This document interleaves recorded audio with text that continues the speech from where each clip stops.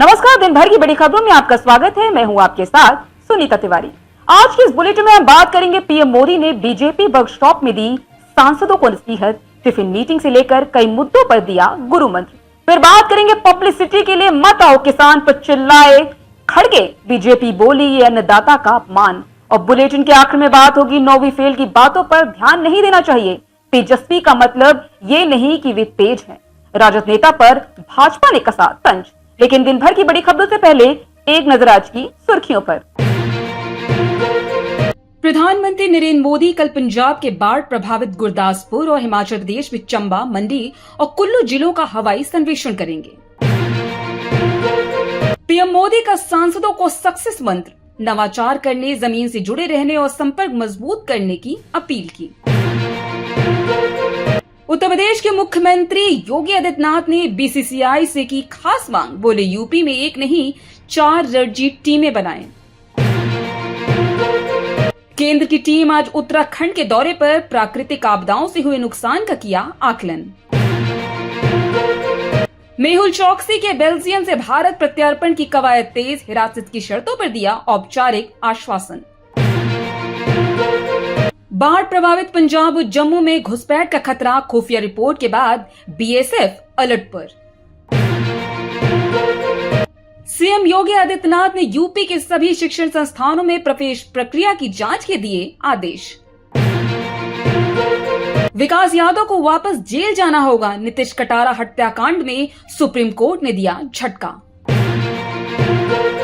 भारत के खिलाफ जहर उगलने वाले नवारो की एलन मस्क ने लगाई क्लास, कहा एक्स पर सबका सच सुनना जाता है और लोग ही विचारधारा तय करते हैं। ट्रम्प टैरिफ का तोड़ निकालने के लिए भारत ईयू आए साथ, एफटीए समेत कई मुद्दों पर बन गया खास प्लान। ये तो थी सुर्खियां। विस्तार से बात करते हैं दिन भर की बड़ी खबरों की।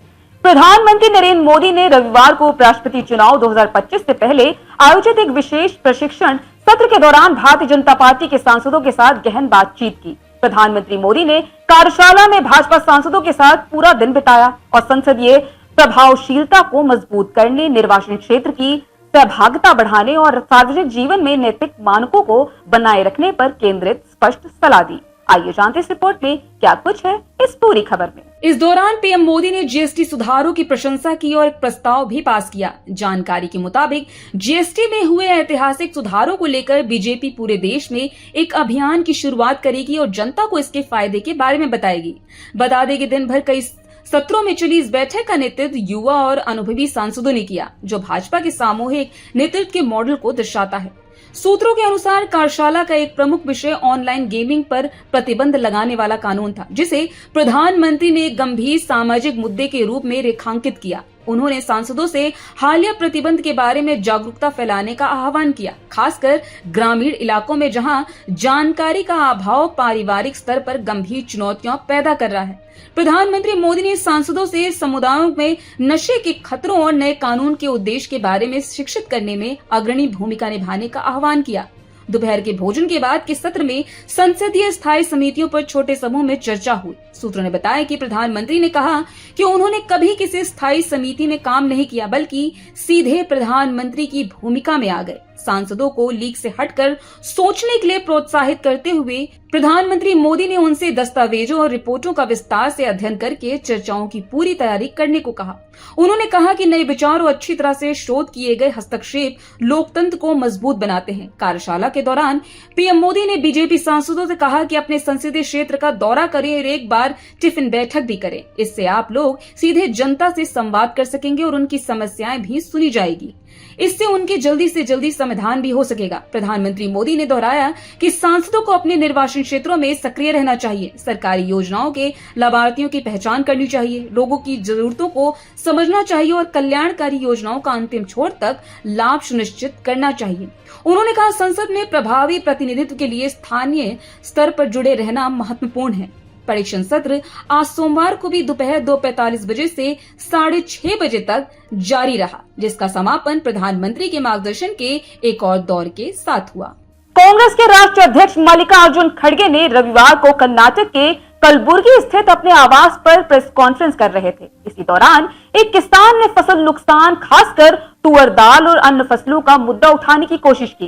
किसान ने कहा कि वह इसी समस्या पर बात करने आया है। इस पर खड़गे ने उसे बीच में ही रोकते हुए सख्त लहजे में कहा कि सिर्फ पब्लिसिटी के लिए मत आओ। इसी को लेकर भाजपा ने आरोप लगाया है कि कर्नाटक के बाढ़ प्रभावित जिलों कलबुर्गी में मल्लिकार्जुन खड़गे ने किसान का अपमान किया। आइए जानते हैं इस रिपोर्ट में क्या रहा भाजपा का पलटवार।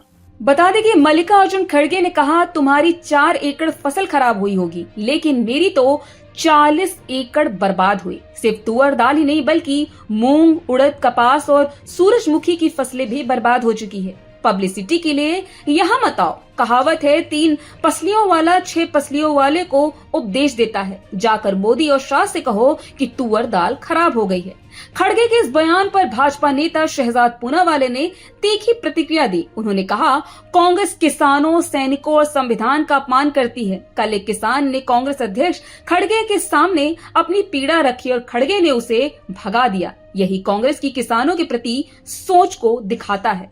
कांग्रेस ने 8 साल तक स्वामीनाथन आयोग की रिपोर्ट लागू नहीं की। कर्नाटक में हजारों किसानों ने आत्महत्या की।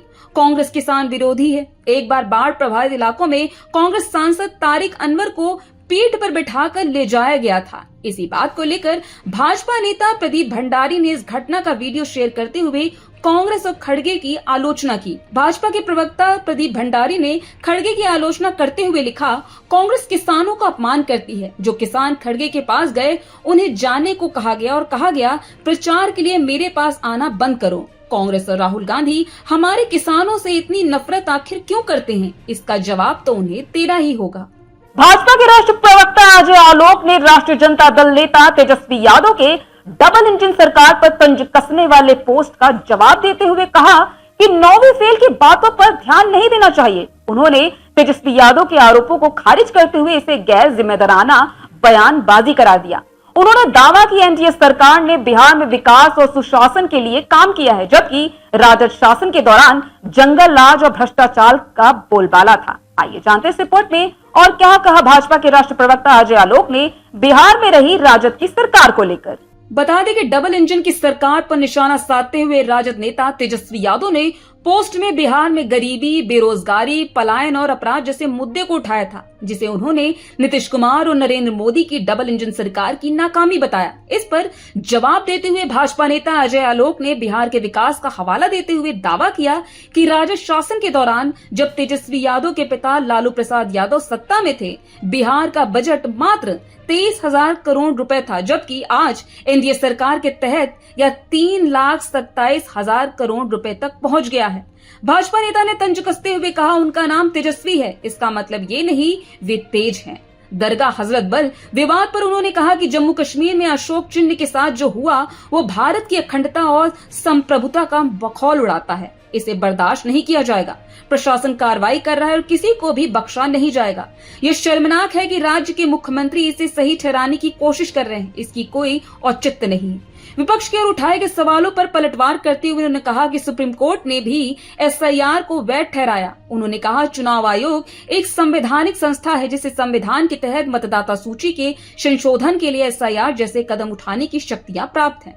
उन्होंने कहा, इस प्रक्रिया पर हाय तौबा मचाने की क्या जरूरत है। कांग्रेस के राष्ट्रीय अध्यक्ष मल्लिकार्जुन खड़गे के इस बयान पर पलटवार करते हुए कांग्रेस की विपक्षी मानसिकता अब चरम पर पहुंच गई। उन्होंने खड़गे पर देश की संवैधानिक संस्थाओं खासकर चुनाव आयोग पर सवाल उठाने का आरोप लगाया। कहा कि जो लोग चुनाव लड़ने योग्य नहीं है वो अब चुनाव आयोग से ही लड़ने को तैयार हैं।